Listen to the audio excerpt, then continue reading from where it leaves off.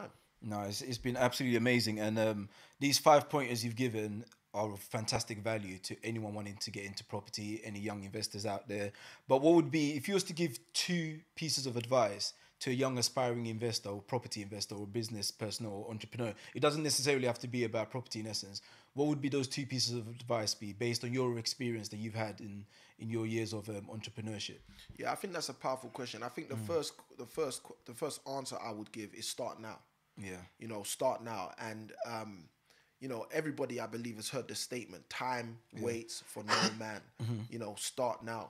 If you start writing that book today, you will hopefully be one day closer to finishing it than if you start tomorrow. Yeah. Start now.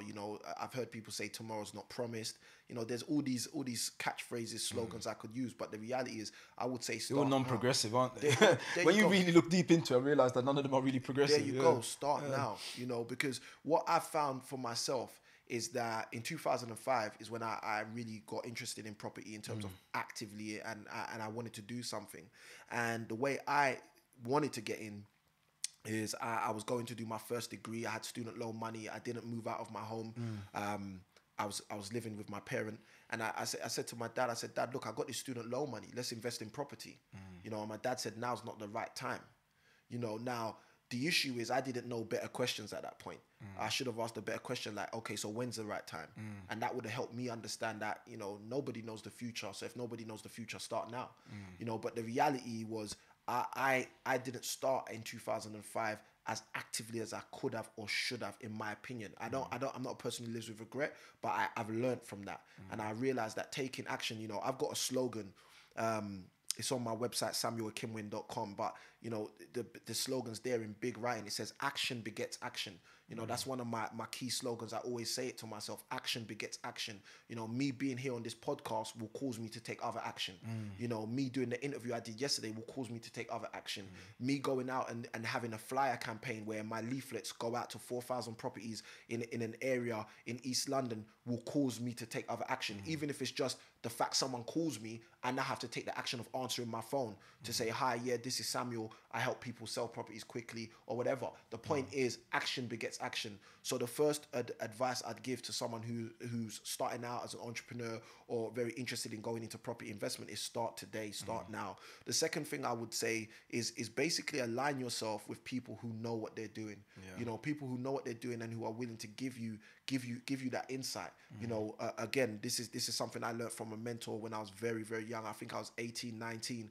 And what the mentor said to me is, Samuel, why take 70 years to learn what you can learn in 7 hours from reading the book of someone who took 70 years to learn it?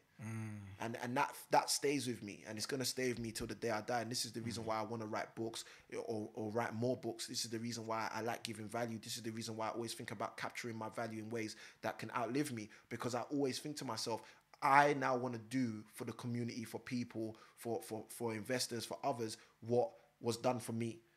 I want to provide that blueprint. I want to provide that manual. I want to provide that resource. I want to provide that insight. I want to provide that eureka moment or whatever else it is for other people to be like, oh, you know what? I was watching this guy's video and I realized I can do it. Or I was watching this guy's video and I realized I should do it. Or I was watching this guy's video and I see the game plan.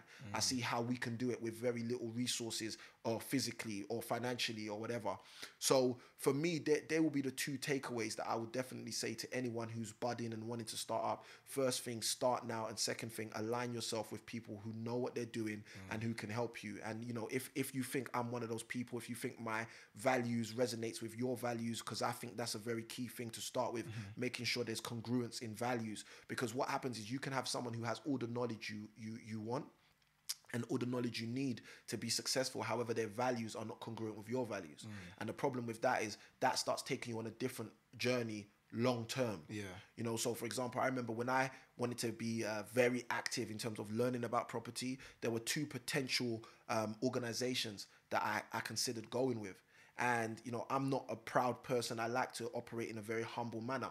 And I just remember that although I don't believe one of the organizations is a very proud organization, they were very strong on using what I believe are pride metrics in terms of their marketing. Okay. In terms of these are the cars we drive. Yeah. This is how big our portfolio image based. is. It was very, very material based marketing.